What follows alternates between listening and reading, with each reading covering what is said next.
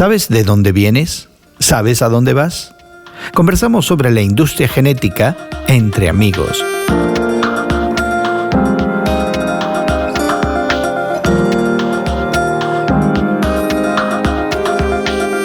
Gracias por acompañarnos entre amigos, esta conversación semanal sobre la fe cristiana y el mundo contemporáneo. Te saluda Gerson García. Hoy conversamos sobre el gran interés de los sistemas de provisión de salud en las pruebas genéticas, con la idea de proveer un perfil genético de nuestro pasado para evitar complicaciones médicas en el futuro. Pero antes queremos invitarte a que te suscribas al podcast que acompaña este programa y que encontrarás en tu plataforma de podcast favorita. Nuestro podcast expande la conversación, te ofrece enlaces a los recursos que mencionamos y te abre las puertas de nuestros archivos. También te permitirá dejar tus comentarios y opiniones. Busca nuestro podcast como Entre Amigos con Gerson García en cualquiera de las plataformas donde consigas tus podcasts favoritos. Suscríbete hoy mismo. Se estima que el valor global de la industria de las pruebas genéticas ascendió a un total de $43.000 millones. Para muchas personas, al margen de esas preocupaciones por la salud, las pruebas genéticas se convierten en una herramienta de identidad. ¿Quién soy y de dónde vengo? Son dos preguntas frecuentes mientras se provee saliva en un pequeño recipiente plástico que enviamos por correo. Más allá de los beneficios para el cuidado preventivo de la salud, o más allá de su valor forense, o más allá de un simple acto de curiosidad, en muchos casos frívola, las pruebas genéticas tienen profundas implicaciones éticas de las cuales no se habla demasiado. Y es que cuando tratamos de responder a las preguntas ¿quién soy? ¿De dónde vengo? Necesitamos más que una extraordinaria herramienta científica como son las pruebas genéticas. Hace algún tiempo conversamos con Guillermo Serrano y Elsa Mazón sobre esta industria genética y las implicaciones éticas que conlleva, por supuesto, desde la perspectiva de la fe cristiana. Esta fue nuestra conversación que ya está en marcha. Así es. Bueno, en el día de hoy, entre amigos, con Guillermo Serrano, Elsa Mazón y tu servidor Gerson García, echamos un vistazo a algunas cuestiones que nos interesan y bueno, queremos conversar desde la perspectiva de la fe cristiana. Y en el día de hoy estamos hablando de la industria genética. Sí, fíjate que las pruebas de ADN se están convirtiendo en un negocio cada vez más lucrativo en muchos países industrializados. Ya sean porque tenemos curiosidad con pruebas de paternidad, investigación forense y criminal, como se ve en las películas, esos estudios médicos de precisión que le dicen a uno las propensiones genéticas a ciertas enfermedades, o simplemente saber de dónde venimos. Esas pruebas se han convertido en algo muy, muy cotidiano y en un negocio muy lucrativo.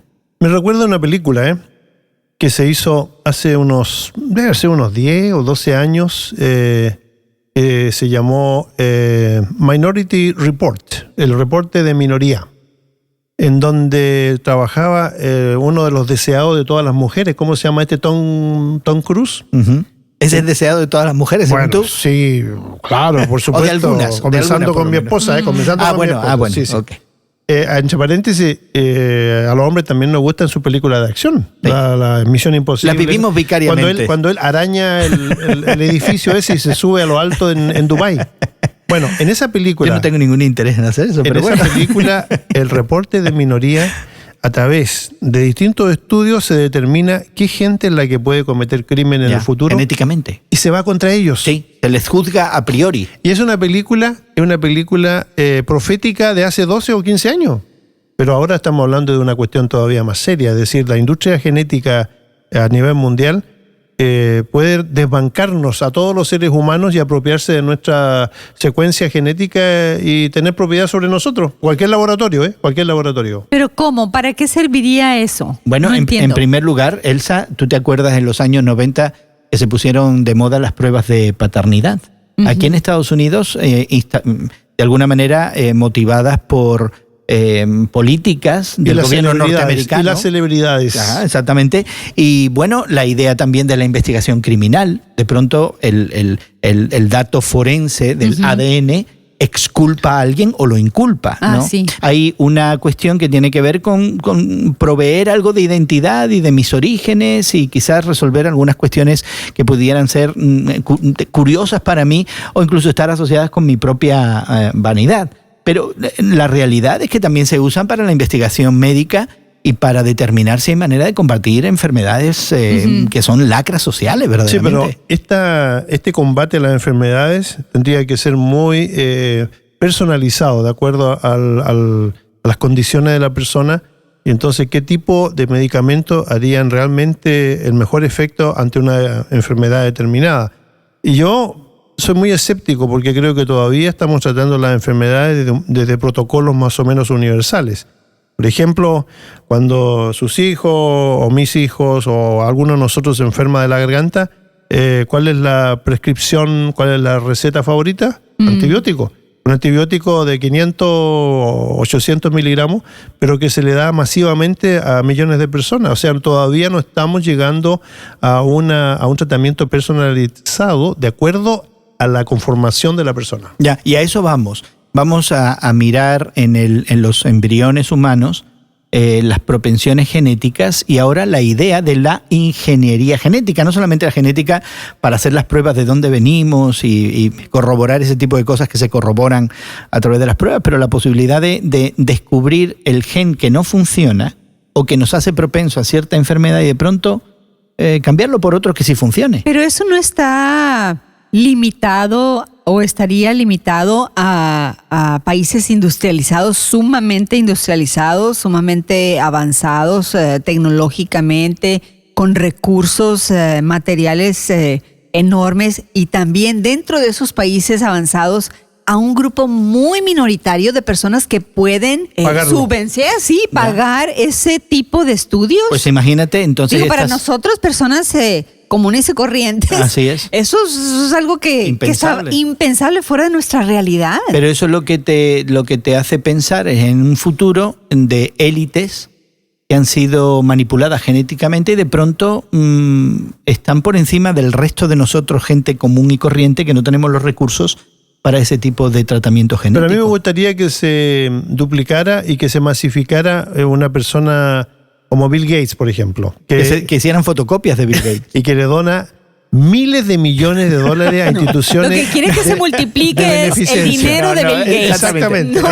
Es mucho más sencillo, Guillermo. No. Lo que tú quisieras es algo del dinero que Bill Gates tiene. Esa es otra historia. El don de la codicia. Ya, pero de pronto, fíjate las implicaciones, algunas que ya estamos incluso tocando en esta conversación trivialmente, pero las implicaciones en el ámbito de lo ético, ¿no? Es que entonces realmente se crearía una superraza, un tipo de personas que no tienen ciertas enfermedades, que tienen cierto tipo de apariencia física, a diferencia del resto de nosotros. Así es. Y esa es una posibilidad. Es impresionante. Pero en ese caso, yo protestaría y saldría a la calle con pancartas porque me dejarían al margen. Pero en el fondo, mirando a los niños, a los jóvenes, a la nueva generación o nuevas generaciones, ¿no sería bonito tener una generación de gente que no tiene estas lacras de enfermedades, tanto físicas como mentales, como las vemos a diario?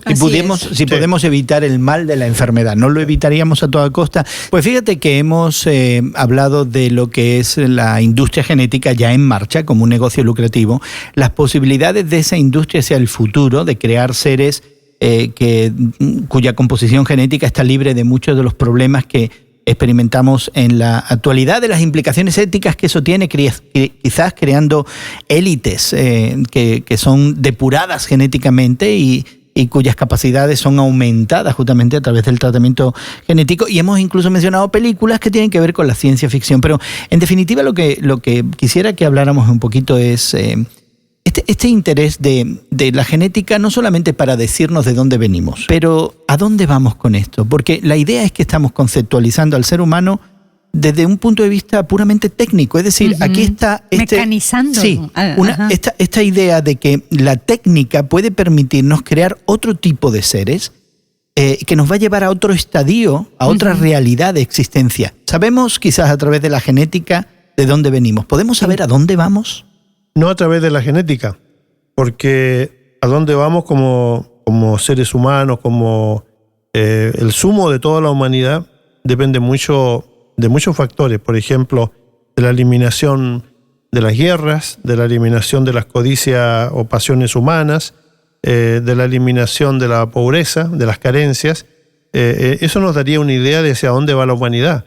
pero desde un punto de vista estrictamente ahora mental, espiritual, esa es una tierra incógnita, porque no lo sabemos si la genética puede resolver ese problema. ¿Y tú no crees, Guillermo, que de alguna manera se ha planteado ya desde el punto de vista técnico-genético la posibilidad de manipular también la condición humana? Estos aspectos de nuestra moralidad, de nuestra ética, que son contraproducentes, que nos están destruyendo. ¿Tú no crees que muchos científicos se plantean ya todos estos avances también queriendo erradicar esa condición humana? Sería como una consecuencia, ¿no?, de todo esto, creo yo. Sí, yo siento que eso estamos muy, muy lejos a llegar a poder manipular lo que es en sí la personalidad, lo que es en sí la esencia del ser humano, ¿no? Lo que está dentro del alma del ser humano. Esto es algo que la Biblia nos dice, el Señor, Dios, nuestro Padre nos ha dado esta